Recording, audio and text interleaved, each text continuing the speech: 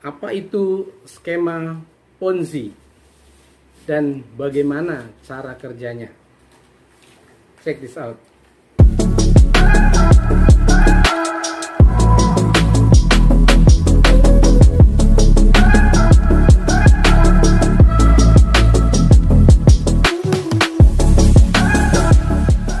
Oke. 117,4 triliun adalah uang yang melayang sia-sia yang diambil oleh para penipu ulung dalam skema Ponzi. Ya, uang sebesar itu menghilang atau raib mulai tahun 2011 sampai tahun ini, sampai akhir tahun 2021.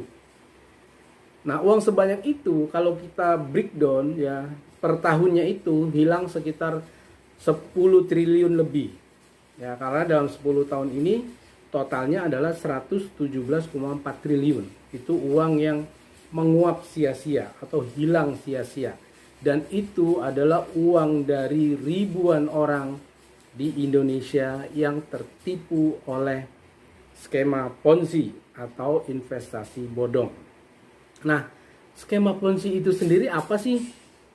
Skema Ponzi adalah skema penipuan atau penipuan keuangan yang paling sering terjadi. Memang skema penipuan keuangan ini sudah sejak zaman dulu ya. Polanya sama gitu. Hanya balutannya aja yang berbeda ya. Sekarang ini kan balutan dengan yang namanya koin ya, yang namanya robot untuk trading gitu, apalagi token gitu. Nah, karena memang teknologi semakin canggih sehingga balutannya itu juga makin canggih juga gitu, sehingga orang kadang-kadang terperdaya, lebih gampang terperdaya gitu. Nah, sama halnya dengan skema Ponzi ya. Sering sekali skema ini sudah diberitakan, tapi kenapa korban terus berjatuhan? Itu dia, karena balutan kemasannya itulah yang menarik sehingga orang tetap tertarik gitu. Dan itu yang kadang-kadang mengalahkan logika berpikir sehat atau akal sehat gitu. Karena orang terperdaya oleh iming-iming untung besar dan cepat gitu.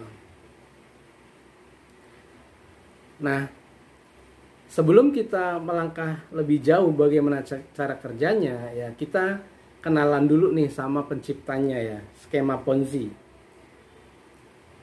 Nah, menurut buku Unfair Advance ya oleh Robert Kiyosaki, pencipta skema Ponzi adalah Charles Ponzi. Nah, Charles Ponzi ini adalah warga negara Italia yang bekerja di Amerika atau di Boston ya pada tahun 1920 gitu. Charles Ponzi terkenal ya di tahun itu 1920 itu karena berhasil menipu dalam jumlah yang besar. Berapa sih uang yang ditipu sama dia itu? 7 juta dolar Amerika dari para korbannya ya. Ya, walaupun jumlah itu masih kalah banyak dari yang didapatkan Bernie Madoff pada 2008 lalu ya. Madoff ini menipu orang sekitar jumlahnya itu 50 miliar dolar Amerika dengan menggunakan skema Ponzi juga. Cuma karena Charles Ponzi ini orang pertama yang melakukan praktek Ponzi, jadi Charles Ponzi lah yang yang namanya lebih dikenal dan itu diabadikan sebagai skema, namanya skema Ponzi gitu. Apa itu skema Ponzi? Mengutip dari buku Bebas dari Penipuan Keuangan oleh Benny Santoso ya. Skema Ponzi adalah modus penipuan yang dijanjikan keuntungan cepat untuk para korbannya. Ya, kenapa menarik skema Ponzi? Karena skema ini memiliki umpan yang sangat menggiurkan, di mana sang korban akan mendapat uang dengan cepat dan mudah. Orang-orang ini hanya perlu mengubah bentuk luar ya dari skema Ponzi. Lalu korban pun akan datang dan jatuh dalam jebakan penipuan ini. Nah, secara umum skema Ponzi ini adalah memberikan keuntungan bagi anggota yang lebih dulu bergabung ya.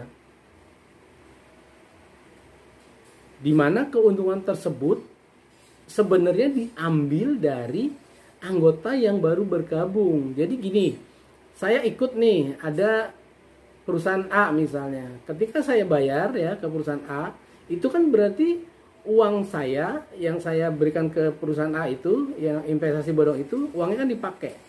Nah, ketika saya bisa meng-hire orang berikutnya, uang yang berikut itulah yang untuk keuntungan, yang dibilang keuntungan, padahal itu bukan keuntungan gitu, untuk saya gitu. Jadi ya itu muter-muter aja. Nah, masalahnya ketika sudah tidak ada lagi ya orang yang menyetor uangnya, maka program itu sebenarnya selesai. Itu yang disebut money game. Jadi hanya permainan uang. Jadi orang dibilangnya itu untung. Padahal bukan untung, itu adalah uang yang diputer-puter dari orang yang belakangan untuk orang yang duluan. Ketika orang yang belakangannya sudah tidak ada, tidak tertarik, otomatis selesai permainannya. Seperti itu. Nah, itu adalah cara kerjanya sistem Ponzi gitu. Nah, kenapa sih kita harus mewaspadai ya skema Ponzi? Ya karena skema ini membuat orang akan menderita. Pertama, menderita dari apa? Dari kehilangan uang. Ya kan, kehilangan uang, mungkin uangnya itu bukan uang tabungan ya, mungkin uangnya itu pinjem, apalagi pinjem sama pinjol, itu akan diuber-uber. Yang kedua, mungkin dia jual aset atau menggadaikan aset. Banyak ini yang terjadi ya, jual motor, jual tanah untuk ikut investasi bodong. Karena apa? Karena diiming-imingi untung besar, cepet balik kok, nanti bisa beli lagi. Nah, itu bahayanya gitu. Kenapa nanti leader yang tadi saya sebut di orang-orang yang mengajak atau yang berperan dalam menjerumuskan orang ke dalam investasi bodong itu bisa dipidana dengan tadi jeratan pasal 55 dan pasal 56 KUHP. Nah gitu. Jadi sebaiknya jika teman-teman dapat tawaran investasi yang menggiurkan seperti itu, untung besar, cepat, mudah ya, teman-teman cek dulu ke OJK. Ya, cek dulu ke OJK, bisa telepon di 157 atau bisa email atau bisa cek juga website OJK. Ya. Jadi hati-hati buat teman-teman yang belum pernah terjebak di investasi bodong, karena ini akan menyusahkan banyak orang, dan ini udah jutaan orang di Indonesia ini ya. Dan luar biasanya ini sekarang di kota-kota kecil itu sedang marak sekali gitu. Di kota-kota kecil gitu yang notabene di kampung-kampung itu aja sudah masuk gitu. Hati-hati. Jadi ya investasi boleh tapi harus dilihat dulu gitu. Kalau ada iming-iming yang besar, yang cepat, nah itu hati-hati. Bisa juga itu pertanda bahwa Anda akan masuk jebakan investasi bodong. Oke? Take care dengan uang Anda, karena uang Anda juga tidak gampang mendapatkannya. Be your own boss.